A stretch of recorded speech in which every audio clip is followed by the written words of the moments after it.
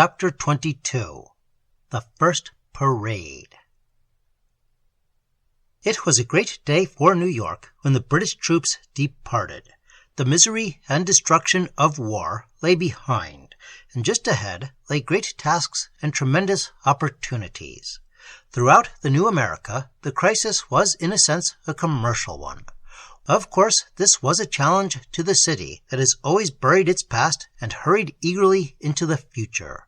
New York had been preparing just the kind of statesman the hour required. Reconstruction was one of the first great problems. Thousands of British sympathizers fled to New Brunswick and Nova Scotia from the disenfranchisement and confiscation laws that had been passed at once by the New York legislature. It is said that these loyalists included fully 9/10 of the inhabitants of Long Island and Staten Island. There was much rebuilding to do. A state government, already established, had to be made effective. The city's new life brought political opportunities. For a long time, the state assembly under Governor George Clinton met here, and in 1784, Congress, with Richard Henry Lee as its president, selected New York for its meeting place.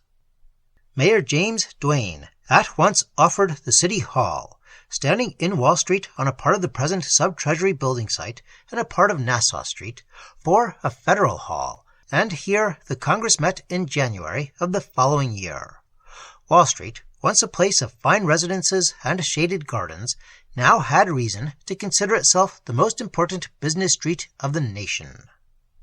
Commerce returned. The Empress of China from New York was the first vessel to carry the American flag to Asia. Business was on the move. A general society of merchants and tradesmen banded together, and by 1786, 30 trades were represented in its membership. The Bank of New York was established under the guidance of Alexander Hamilton. The old Chamber of Commerce applied for a renewal of its charter. Wall Street was beginning to be a power. Opportunity took other forms as well, and King's College, for years used as a soldiers' hospital, became Columbia. DeWitt Clinton, the governor's nephew, who was passing through the city to enroll at Princeton, was persuaded to become the first student, and Reverend William Cochran was appointed instructor. Meanwhile, the nation's leaders realized that it was necessary to work out a sounder form of government. Business required it, and in 1786, a convention of colonial representatives was summoned at Annapolis to deal with commercial problems. Hamilton went as a delegate and helped to provide for another convention in Philadelphia the following year, at which he again represented New York. The final fruit of this second gathering was the Constitution of the United States.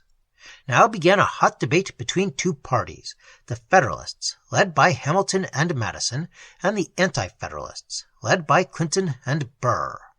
New York City was overwhelmingly Federalist, which means that it favored the creation of a strong central government. This would be important for commercial welfare.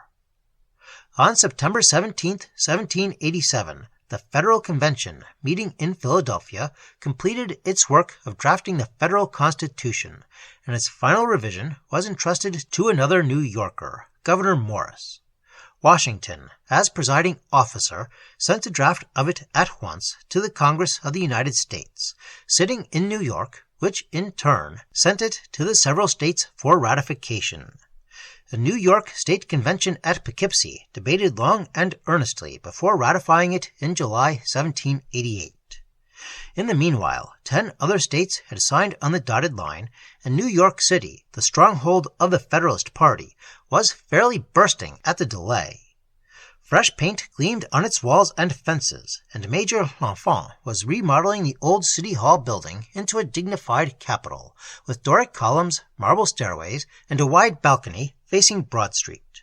A building fit for the first meeting place of Congress under the new federal Constitution. At the City Tavern on Broadway, and at Murray's Wharf, distinguished visitors were coming and going almost daily, in anticipation of the great events about to happen. Prosperity had come back to New York, but material prosperity could not satisfy the city with its ideals of government hanging in the balance. It determined to force action at Poughkeepsie. Accordingly, on July 23, 1788, New York held its first great parade. A committee of citizens planned the various divisions of this procession, which included over 5,000 people and stretched out for 1.5 miles in length. Every trade and profession, every age and class represented in New York took part appropriately costumed. Escorted by military bands, there were divisions of marching clergymen, Columbia students, judges, butchers, bakers, brewers, and candlestick makers. Great floats rolled by, demonstrating various mechanical trades. A printing press ran off the words of a commemorative song which was distributed to the crowds. Coopers made barrels, and bakers exhibited an achievement labeled Federal Loaf, marked in slices for the states. No man was too important or too dignified to march that day. Noah Webster took his place among the publishing crafts. The Chamber of Commerce turned out in a body, and the last division was filled with gentlemen of no profession and by noted visitors and strangers. The great feature, however, was the huge float, drawn by 10 horses, representing the Federal ship Hamilton under full sail, which halted at Bowling Green and elsewhere on the route to fire a salute of 13 guns from her deck. The procession was reviewed by the President and members of Congress at the fort. The animated joy of the citizens of New York was expressed along the line of progress through the crowded streets to the Bayard estate, near the present Grant Street, where tables had been laid beneath the trees for 6,000 people. In the time of strife and jealousy, New York rose as a unit and spoke with power.